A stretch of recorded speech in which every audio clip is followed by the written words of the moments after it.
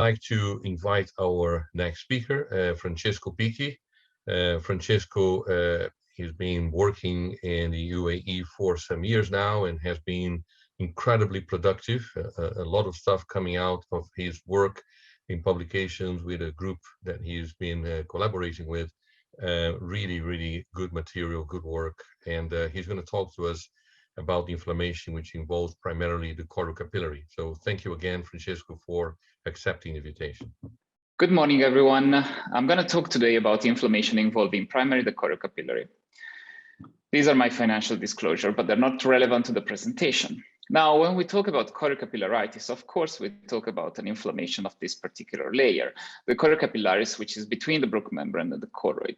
This term Scoriocapillaritis comes from an original classification done a few years ago that divides this particular inflammation between inflammation involving the choriocapillary and those involving the choroidal per se, which can be then divided into primary and secondary.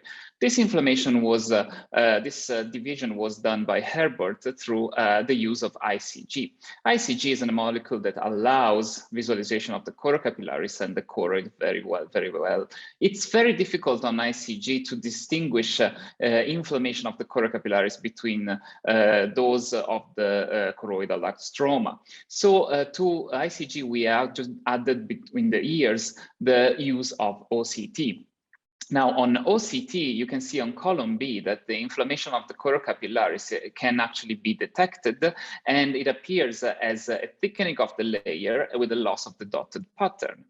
Now, to this, we added the use of OCTA. Now, all these diseases of the choroid and choriocapillaris, I think of it as the Bruce Banner disease. Bruce Banner is a scientist, but has a second personality in itself, which is the one of the Hulk. So OCTA is now able to combine the use of OCT to that of motion detector, and it can give us a visualization of the choriocapillaris layer, which is now reflecting that of ICG. Before we move to the actual discussion of primary choriocapillariopathies, why primary? When we are in this second column, there's a division between primary and secondary. But what's happening to secondary choriocapillariopathies? Well, they actually do exist. They are secondary because they are secondary to an infectious agent. Secondary choriocapillaritis have been recently described, and they're secondary, for example, to syphilis. Syphilis in the placoid form presents with a white plaque on fundus picture, and this plaque corresponds to RP nodularities on OCT. You can see the RP nodularities in the Amphy OCT as well. Well, the use of OCTA has shown that these do actually correspond to areas of flow void at the level of the choriocapillaris that can be detected both in Amphy and on the B-scan with the superimposed flow. And these actually do resolve very well with treatment. With the penicillin treatment, we lose the nodularities on Amphy, and the choriocapillaris flow void, they decrease on OCTA. A secondary choriocapillaritis is the one secondary to TB. Serpiginous-like choroiditis is a disease affecting the choriocapillaris, as we can see on ICGA here, and there is a perfect correspondence on OCTA that shows the flow void at the level of the choriocapillary. And these disappear with the proper treatment as well. Now let's move on to the primary choriocapillaritis. According to the original classification, these are the entities that compose these choriocapillaritis. Now let's start with MUDES. This is a patient who has no cells in the front and in the back, but a decrease in the vision. And this is due to this foveal granularity that we all know now corresponds to a disease called MUDES. It's multiple evanescence white dot syndrome. MUDES has been considered a choriocapillaritis because on ICG, it actually appears as hypofluorescent lesions. All these white dots, they're hypofluorescent. And on OCT, they correspond to some RP alteration with the attenuation of the above photoreceptors. Now, this RP alteration, they can be detected on autofluorescent, and they're hyper because there's an increase in the transmission because the photoreceptors are also misaligned. But there's no reflection of these white dots on OCTA. So the multimodal imaging of mutes has allowed us to show that these ICGA hypo lesion, they actually have zero correspondence on the OCTA of the choriocapillaris. So there's no alteration of the flow of the choriocapillaris, but they do correspond very, very well to the unfast of the OCT of the RPE, which means that these alterations are actually at the level of the RPE. And here is another example. You can see on your right side of the screen, there's hypo lesions on ICG, but there's zero alteration of flow at the level of the choriocapillaris. So it's not just at the center of the macula, but also along the major blood vessels. So why are we seeing those hypo ICG lesions? Because normally the RP absorbs some part of the ICG that we inject, and there's a physiological background hyperfluorescence. If the RP is altered, like it happened in mutes, then there's no uptake of the ICG, and these are transformed into hypofluorescent lesions. This is the perfect example. In normal patients, ICG molecules arrives in choroid and choriocapillaris and stains a bit the RP as well. In mutes, the RP is altered. So these particular layers where the RP is altered, they don't catch the ICG molecule, and thus they appear as hypo. So let's get rid of mutes and move on to the first primary choriocapillaritis, which is Ampy. Now, this is a 21-year-old male that sees spots in front of his eye. ICG showed that there is ischemia of probably the choriocapillaris or maybe the choroid. It's difficult to tell, but then with OCT, we see that there's loss of the dotted pattern of the choriocapillaris. So we know it's a choriocapillaritis. And this is a case of Ampy. And these particular lesions correspond very well to loss of vascularity on OCTA at the level of the choriocapillaris. So Ampy is a placoid lesion, but there was a lot of discussion when Ampy was described regarding the etiopathogenesis. Gas, who first described it, said that it was impossible to understand if the disease was coming from the choroid, pigment epithelium, or both. And these are his initial drawings. Now, Deutmann described it as exudative choroiditis, and still today there's some ongoing discussion, which OCTA now is able to get rid of. Now we know that Ampy is presents as placoid lesion of the fundus. And on OCTA, there are particular features that we have to look at. First of all, the ischemia of the choriocapillaris. Second, there is alteration of the RPE and this particular edema of the outer nuclear layer. Ampy has a characteristic features on the fluorescein angiography. It blocks early and it stains late. It's very important to know this because it differentiates between Ampy and multifocal choroiditis. Now, the choriocapillaris ischemia that we see on ICGA correspond perfectly to the loss of flow on OCTA at the level of the choriocapillaris. So this has prompted different groups to study and make a correspondence between the ICG and the OCTA finding in Ampy. For example, we collected cases of placoid lesions and we compared the ICG to the OCTA, and you can see that the ICG hypofluorescent lesion of Ampy correspond perfectly to the OCTA loss of flow at the level of the choriocapillaris. And this resolved very, very well with the treatment. See on your left side of the screen, the flow void at baseline, they disappear completely 2 months. And on the center part, the RP alterations that are above those area of ischemia of the choriocapillaris, they disappear at 2 months.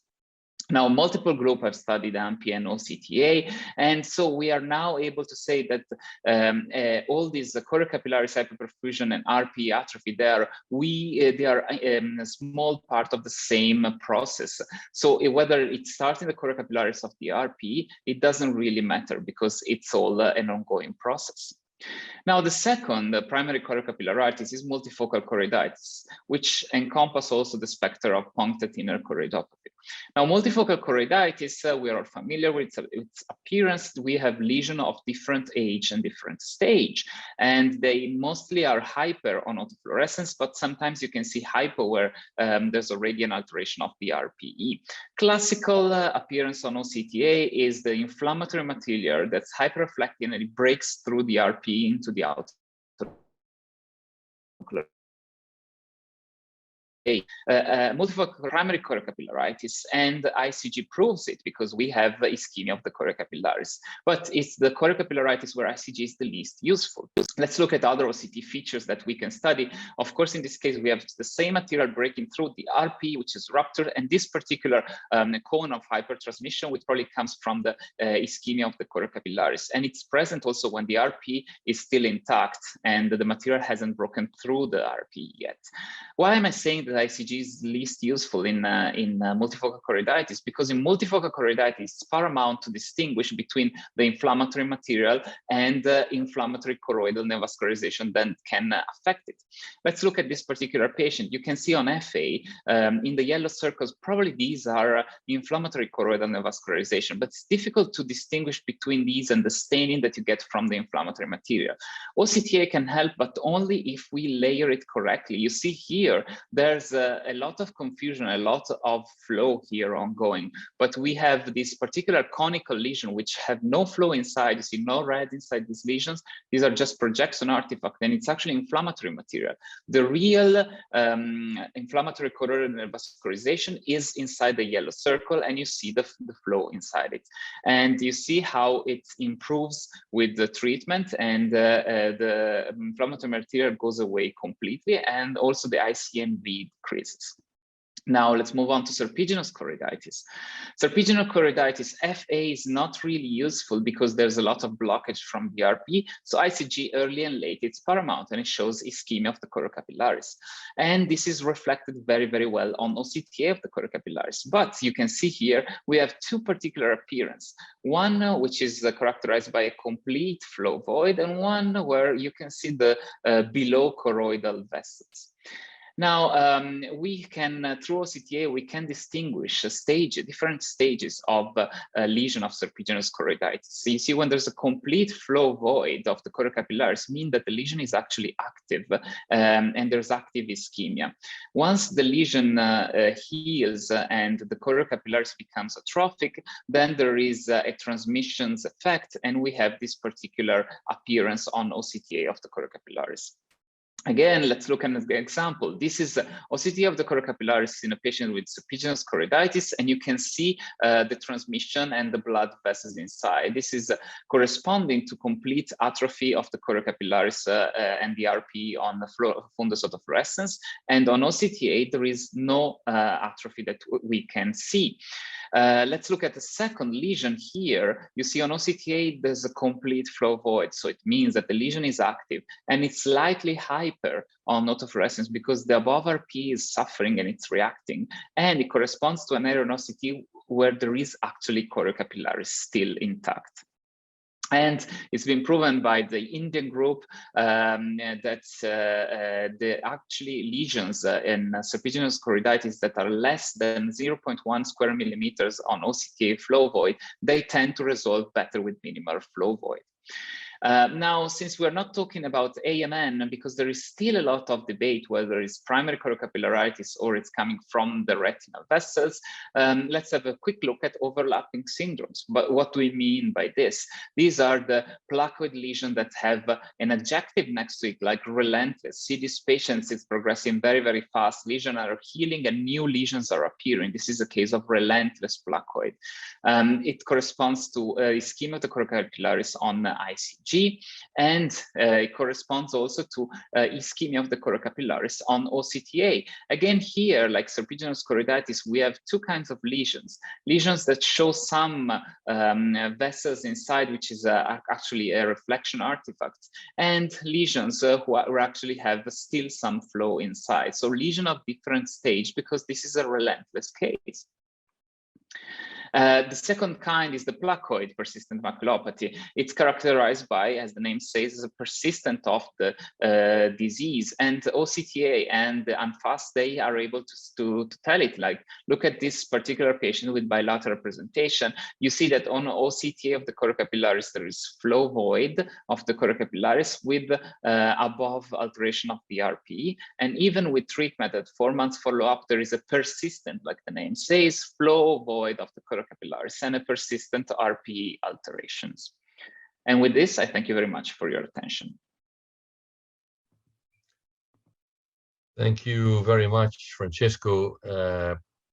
Very much a tough topic in terms of interpretation, and you highlighted some of the difficulties that we can encounter when analyzing the images. So we'll have a chance to discuss that a bit later on.